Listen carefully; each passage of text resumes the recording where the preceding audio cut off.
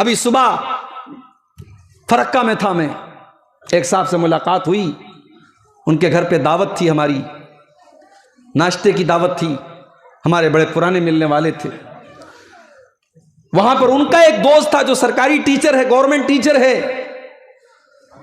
वो साहब मुझसे कहने लगे, मौलाना हमारे दोस्त को समझाइए, ये गवर्नमेंट टीचर है लेकिन एक टाइम की नमाज नहीं पढ़ता है। मैंने कहा भाई साहब क्यों नमाज नहीं पढ़ते आप? बोले मौली साहब क्या बताऊं, बस आलसी हूं। मैंने कहा बड़ी खुशी की बात है, आप आलसी हैं।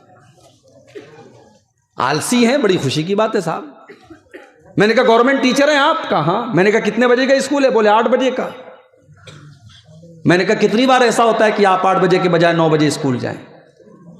कहा अरे 9 बजे जाऊंगा तो नौकरी खत्म हो जाएगी।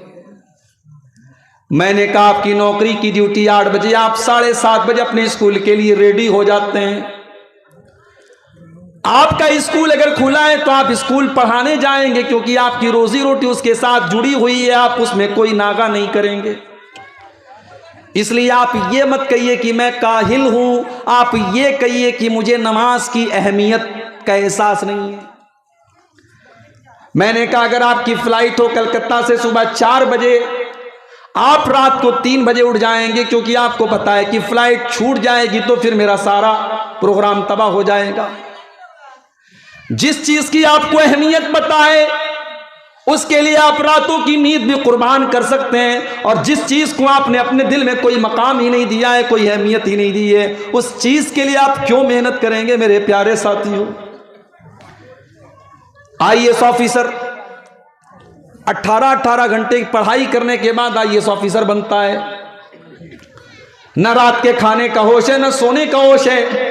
18 घंटे रात भर पढ़ाई करने के बाद एक लड़का या लड़की आईएएस ऑफिसर बनते हैं, किसी शहर के डीएम बनते हैं, किसी इलाके के एसपी बनते हैं। मैंने कहा उसको मालूम है कि मुझे अपने मकसद, अपने टारगेट को अगर पाना है मुझे रातों का आराम छोड़ना पड़ेगा।